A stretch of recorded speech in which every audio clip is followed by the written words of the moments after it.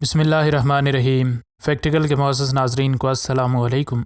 ناظرین محترم، سڑکوں پر موجود بھکاریوں کے لیے ایک بات تو طے ہے کہ وہ مشکل حالات سے گزر رہے ہوتے ہیں۔ ان میں سے ان لوگوں کو چھوڑ کر جو کہ پیشہ ور ہوتے ہیں، اگر صرف ان لوگوں کو دیکھا جائے جو کہ حقیقی معنی میں ضرورت مند ہوتے ہیں، تو اس دنیا کی نعمتیں اور رنگینیاں ان لوگوں کو کم ہی میسر آتی ہیں۔ ایسا ہی بھکاری گلیوں میں مانگ کر گزارا کرتا تھا، لیکن ایک پولیس والے کی وجہ سے اسے اپنے والدین کے بارے میں پتہ چلا تو اس کی زندگی ہی بدل گئی۔ مک میئرز کو ان سڑکوں پر مانگ کر گزارا کرتے ہوئے تقریباً 30 سال ہو چکے تھے، اور اب اس کو سخت گرمی اور سخت بارشوں میں کھلے آسمان تلے سونے کی عادت ہو چکی تھی۔ اس کے لیے سب سے بڑا مسئلہ پولیس والے تھے، چونکہ جس جگہ وہ رہتا تھا وہاں پر بھیک مانگنے پر پابندی تھی، اور اگر وہ بھیک نہ مانگتا تو کھاتا کہاں سے؟ اس وجہ سے اس کو اکثر اوقات پولیس والوں کا سامنا کرنا پڑتا تھا، جو کہ اسے گرفتار کرنے سے بھی نہیں ہچکچاتے تھے۔ ایک پولیس والا اس پر کافی مہربان تھا، یہ اس کو جب بھی پکڑتا اس کو ایک وارننگ دے کر چھوڑ دیتا، لیکن اس کے لیے بھیک نہ مانگنا بھوکے مرنے کے مترادف تھا۔ ایک دن یہ پولیس والا بھی تنگ آ گیا اور اس نے اس کو گرفتار کرنے کا پلان بنا لیا۔ وہ جب اسے گرفتار کر کے اس پر کیس چلانے کے لیے اس کی ڈیٹیلز پوچھنے لگا تو تب اسے اس شخص کی قسم پرسی کا اندازہ ہوا۔ اس نے اس بھکاری سے شناختی کارڈ دکھانے کا کہا، جس پر بھکاری نے جواب دیا کہ میرا کوئی شناختی کارڈ نہیں ہے، مجھے بس اتنا پتہ ہے کہ میرا نام مک میئرز ہے۔ پولیس والے کے لیے یہ بات بہت حیران کن تھی، کیونکہ ایسا کیسے ممکن ہو سکتا ہے کہ ایک شخص کے پاس شناختی کارڈ ہی نہ ہو۔ اب پولیس والے کو یہ بھی پتہ چل چکا تھا کہ کیوں یہ شخص کوئی جواب بھی نہیں کر سکتا تھا۔ پولیس والے نے اس سے مزید سوالات پوچھنے شروع کر دیے، لیکن کسی کا بھی اس نے کوئی خاطر خواہ جواب نہ دیا۔ خیر، پولیس والے نے جب اس سے اس کی زندگی کا حال بتانے کو کہا تو تب اس نے بتانا شروع کیا کہ میں نے جب ہوش سنبھالا تو میرے سوتیلے ماں باپ مجھے پال رہے تھے، لیکن میرے سوتیلے بہن بھائی مجھ سے بے حد نفرت کرتے تھے۔ میرے ماں باپ کی وجہ سے کوئی مجھے کچھ نہیں کہہ سکتا تھا، لیکن یہ اچھا دور زیادہ عرصے تک نہ چلا۔ میرے سوتیلے ماں باپ کا جلد ہی انتقال ہو گیا اور میں اپنے سوتیلے بہن بھائیوں سے تنگ آ کر اپنے گھر سے بھاگ گیا۔ گھر سے بھاگنے کے بعد میرے لیے زندگی آسان ہونے کے بجائے مزید سخت ہوتی چلی گئی۔ مجھے کھلے آسمان تلے سونا پڑتا تھا، اور نہ تو میرے پاس کھانے کو پیسے تھے اور نہ ہی میرے پاس نوکری حاصل کرنے کے لیے کوئی ہنر تھا۔ خیر، ایک شخص سے میں نے ڈرائیونگ سیکھی اور ایک ٹرک ڈرائیور بن گیا۔ ٹرک کے لمبے سفر اور کھلی روڈز پر میں اپنا وقت گزار کے بڑا ہی خوش ہوتا تھا، لیکن ہر خوشی کی طرح میری یہ خوشی بھی زیادہ دیر نہ چلی۔ مجھے اس نوکری سے نکال دیا گیا اور میں ایک بار پھر سے سڑک پر بے یار و مددگار گھومنے پر مجبور تھا۔ میں تب سے بھیک مانگ کر گزارا کرتا ہوں۔ اس پولیس والے نے اس کو مشورہ دیا کہ اگر تم اپنا شناختی کارڈ بنوا لو تو حکومت کی طرف سے تمہیں امداد مل سکتی ہے۔ اس بات پر یہ شخص رضامند ہو کر شناختی کارڈ بنوانے چلا گیا۔ وہاں پر موجود سٹاف نے اسے اس عمر میں شناختی کارڈ بنوانے کے لیے ڈاکومنٹس کی ایک لمبی لسٹ بتا دی، جس میں ان نے اسے رہائشی پتہ بتانے کا بھی کہا، جو کہ اس شخص کے پاس نہ تو تھا اور نہ ہی مستقبل قریب میں اسے ایسا کچھ ہوتا نظر آ رہا تھا۔ اس پولیس والے کو جب یہ بات پتہ چلی تو اس نے معاملات کی خود سے تحقیق کرنے کا فیصلہ کیا۔ اس پولیس والے نے دن رات محنت کر کے اس شخص کی ڈیٹیلز ڈھونڈنا شروع کر دیں، اور خوش قسمتی سے اس کو اس شخص کا برتھ سرٹیفکیٹ مل گیا، اور تب جا کر اسے اس بھکاری کا اصل نام بھی پتہ چل گیا، جو کہ اس کے اصل ماں باپ نے اسے دیا تھا۔ اس کا اصل نام گورڈن مائیکل اوکلے تھا۔ اس کو اب اس بنیاد پر اپنا آئی ڈی کارڈ بھی مل گیا۔ جلد ہی اس پولیس والے کی اس خاص محنت کی خبر میڈیا پر بھی آ گئی، اور میڈیا والوں نے اس بھکاری اور پولیس والے کو انٹرویو کے لیے بلایا۔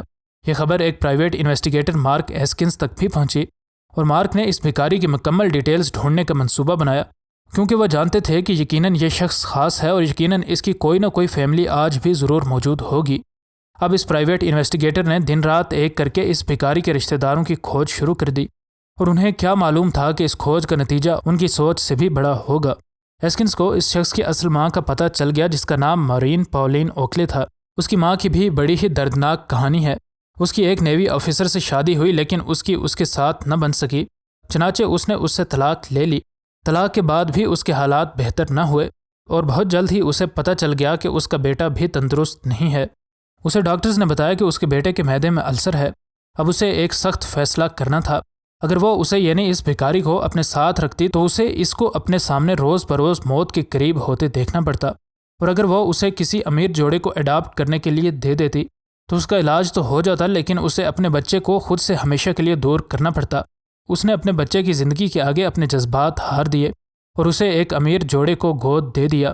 اس کے بعد اس کے ساتھ کیا ہوا ناظرین کو ہم پہلے بتا چکے ہیں۔ اس انویسٹیگیٹر نے کافی محنت کے بعد اس بھکاری کی فیملی کو بھی ٹریک کر لیا، اور اتفاق سے وہ ابھی زندہ تھے۔ انہیں جب اپنے بچے کا پتہ چلا ہوگا تو وہ اس سے اور جب یہ بھکاری اپنی اصل ماں اور فیملی سے ملا ہوگا تب ان سب کے کیا جذبات ہوئے ہوں گے، یہ بات الفاظ میں بیان کرنا بے حد مشکل ہے۔ خیر، اب یہ اپنی فیملی سے مل چکا تھا اور بہت جلد اپنی فیملی کے ساتھ شفٹ ہونے والا تھا۔ اس پولیس آفیسر اور اس پرائیویٹ انویسٹیگیٹر کی تمام تر کاوشوں کی وجہ سے اس شخص کو ایک نئی زندگی مل چکی تھی۔ کچھ لوگ بے زبان جانور تو کیا انسانوں پر بھی رحم نہیں کرتے، جبکہ بعض لوگ انسان تو کیا بے زبان جانوروں کے ساتھ بھی رحم کا معاملہ کرتے ہیں۔ ایسا ہی شخص یہ بھی ہوا جس کے اس انسانیت سوز کام کی وجہ سے آج ہر شخص اس کی تلاش میں ہے، حتیٰ کہ پولیس والوں نے اس کے سر کی قیمت بھی لگائی ہے۔ آخر اس شخص نے ایسا کیا کر دیا تھا اور اس پولیس والے کو اس مٹی کے ڈھیر کے نیچے سے کس چیز کی آواز آ رہی تھی؟ جب پولیس والے مل کر اس مٹی کے ڈھیر کی قبر کو کھودتے ہیں تو اندر سے ایسا کیا نکلتا ہے کہ وہ نہ صرف حیران رہ جاتے ہیں بلکہ ان کے لیے اپنے آنسوؤں کو ضبط کرنا بھی کافی مشکل ہو جاتا ہے۔ اور آج کی ویڈیو میں ہم ناظرین کو اسی بارے میں آگاہ کریں گے۔ ناظرین محترم، یہ حقیقی واقعہ امریکہ کے شہر کیلیفورنیا میں پیش آتا ہے۔ اس دن یہ پولیس والا معمول کے مطابق اپنی ڈیوٹی پر آیا اور آج حسب معمول اس کی شہر کے اس خاص علاقے میں گشت کرنے کی ڈیوٹی تھی۔ گرمیوں کے اس خاص دن ہر طرف شہر کی پکی جگہوں کے علاوہ کچھ مٹی کا علاقہ بھی موجود تھا۔ یہ پولیس والے جب اس جگہ کے پاس سے گزر رہے تھے تو اچانک ان میں سے ایک پولیس والا رک گیا اور اس نے رک کر دوسرے پولیس والے کو خاموش ہو کر سننے کو کہا۔ یہ سب اب اس آواز کو سن رہے تھے جیسے یہ آواز کسی گہری جگہ سے آ رہی ہو۔ انہیں یہ اندازہ نہیں ہو رہا تھا کہ یہ آواز کدھر سے آ رہی ہے، کیونکہ ان نے اطراف میں تمام جگہ دیکھا لیکن ان کو کسی جگہ بھی یہ آواز نکالنے والی چیز نظر نہیں آ رہی تھی۔ اس آواز سے ان تجربہ کار پولیس والوں کو یہ اندازہ لگانا مشکل نہ تھا کہ کوئی ہے جو شدید مشکل میں گرفتار ہے اور مدد کے لیے پکار رہا ہے۔ لیکن آخر یہ آواز آ کہاں سے رہی تھی؟ اطراف میں تو کوئی ایسی خاص جگہ نہیں تھی جہاں کوئی چیز کوئی چھپا سکے۔ ان لوگوں نے اس آواز تک پہنچنے کی بہت کوشش کی لیکن ان کو کوئی کامیابی حاصل نہیں ہو رہی تھی۔ ان کو اب اس علاقے میں ڈھونڈتے ہوئے کئی گھنٹے ہو چکے تھے اور اب وہ تقریباً ہار ماننے والے تھے کہ ایک پولیس والے نے پاس ہی تازی مٹی پڑی دیکھی۔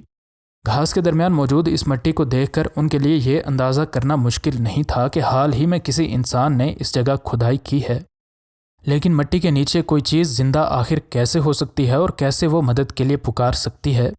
ہر طرف ناکامی دیکھنے کے بعد ان نے آخر اس مٹی کے نیچے ہی اس مدد کے لیے پکارنے والی آواز کا پیچھا کرنے کا فیصلہ کیا۔ اس پولیس والے نے باقی پولیس والوں کو بھی اس جگہ بلا لیا اور سب پولیس والے مل کر بغیر وقت ضائع کیے اس مٹی کو کھودنے لگے۔ اگرچہ ان پولیس والوں کے پاس مٹی کھودنے کے لیے کوئی خاص چیز نہیں تھی، اس وجہ سے ان کو اس مٹی کو کھودتے ہوئے اب تقریباً 1 گھنٹہ ہو چکا تھا، لیکن پھر بھی وہ بغیر رکے پوری طاقت سے مٹی کھودے جا رہے تھے، کیونکہ انہیں معلوم تھا کہ مٹی کے نیچے والی یہ چیز اب بھی اگر زندہ ہے تو اس کے پاس وقت بہت ہی کم ہے۔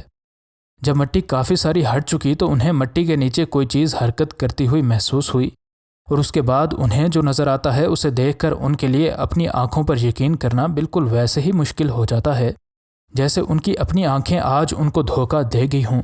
ان پولیس والوں کو کیا معلوم تھا کہ اس مٹی تلے دفن جو جاندار انہیں ملنے والا ہے اس کی یاد ان کے ذہن میں اگلے کئی سالوں تک کندہ رہے گی۔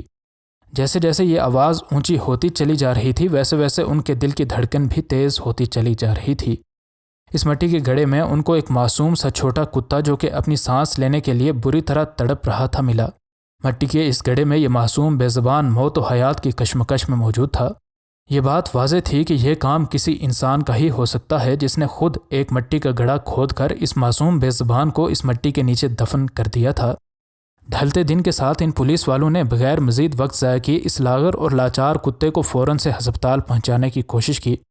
اگرچہ یہ صرف 1 ہفتے سے زیادہ عمر کا نہیں ہوا ہوگا، لیکن اس کی ہمت کی داد دینی تو بنتی ہے کیونکہ وہ مٹی تلے دبے ہونے کے باوجود زندہ رہا۔ اگرچہ اس بات کے بارے میں درست طور پر نہیں کہا جا سکتا کہ کب سے یہ اس مٹی تلے دفن تھا، لیکن اس کی کمزور حالت کو دیکھ کر یہ اندازہ لگانا مشکل نہیں تھا کہ اس کو کچھ وقت ضرور اس مٹی تلے ہو چکا ہے۔ وہ اس مٹی تلے اتنی دیر زندہ رہا، یہ ایک ناقابل یقین بات تو ہے، لیکن ہرگز ناممکن نہیں۔ ڈاکٹرز کے علاج کے بعد جلد ہی یہ ویسے ہی ہو گیا جیسے ایک چھوٹا تندرست جانور ہوتا ہے، اور اس کو دیکھتے ہوئے اس ہسپتال کی ایک ڈاکٹر نے اس کو اڈاپٹ کر لیا۔ یہ ڈاکٹر اس کو اپنے گھر لے آئی اور یہ بھی اس ڈاکٹر کے ساتھ بہت زیادہ خوش نظر آتا تھا۔ اگرچہ یہ لگتا ہے کہ اس کہانی کا اختتام اچھا ہو گیا ہے، لیکن حقیقت میں آج بھی وہ ظالم شخص آزاد ہے جس نے اس پر ظلم کیا ہے۔ یہ جانور بے زبان ہیں اور یہ خود اپنے لیے آواز نہیں اٹھا سکتے، اس کا ہرگز مطلب یہ تو نہیں کہ انسان جیسے چاہیں ان پر ظلم کرتے رہیں اور جب چاہیں ان کو پالنا شروع کر دیں اور جب چاہیں ان کو کسی بے زبان چیز کی طرح ردی میں پھینک دیں۔